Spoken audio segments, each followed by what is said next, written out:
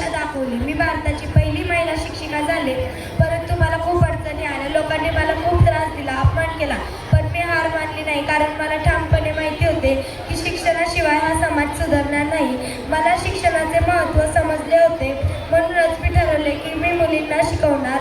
आणि मी पुण्यात भिडेवाडा येथे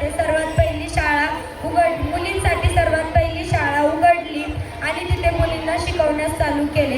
या दरम्यान मी मुलींना शिकवत असताना शाळेत जाताना मला लोकांनी खूप त्रास दिला. शेण फेकणे, दगड फेकून मारणे, शिव्या गाळ असे अनेक त्रास दिले, तरी मी थांबले नाही. मी दररोज शाळेत जात मुलींना शिकवत, कारण मला माहिती होते की शिक्षणामुळेच हा समाज बदलणार आहे, पुढे जाणार आहे आणि शिकणार आहे.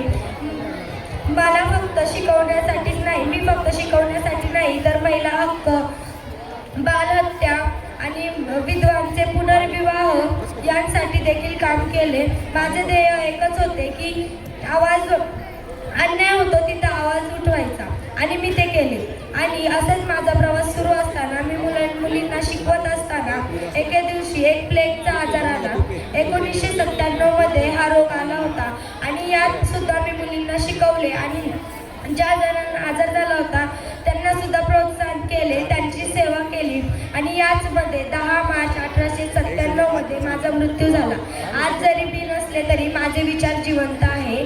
आज जरी मी नसले तरी माझे विचार जिवंत आहे, कारण मी माझं आयुष्य समाजासाठी दिले होते.